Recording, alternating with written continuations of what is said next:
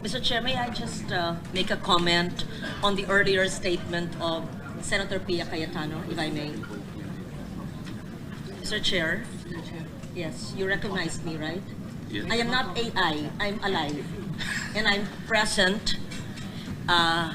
Opo, ina-acknowledge ko po na hindi kayo AI dahil Oo. kilalang kilala. Kumari ko po kayo, kaya alam ko Opo. po, kilala ko po kayo. Ako po'y nandito bilang Senate President pro tempore at membro ng 24 man and women na Senado. At ayon po nga sa sinabi ni Senator Pia Cayetano, so nandito po tayo sa ating pandinig.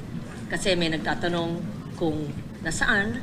So hindi nga AI, buhay na buhay, sa awa po ng Diyos, at hindi nag-resign. At simple lang po, kung merong 13 na boto na makakapagbigay at iba po ang iboboto, I would be more than willing to yield my position. Been there, done that.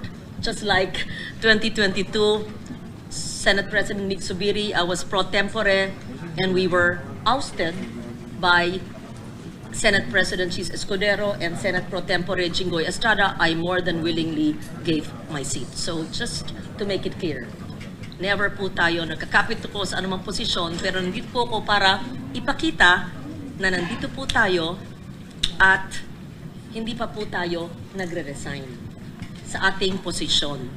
At yan naman ay ayon sa Rule 2, Section 2 ng Senado. Salamat po. Patuloy po ang inyong hearing. Ako po'y makikinig sa ating mga bayani na nandito po ngayon.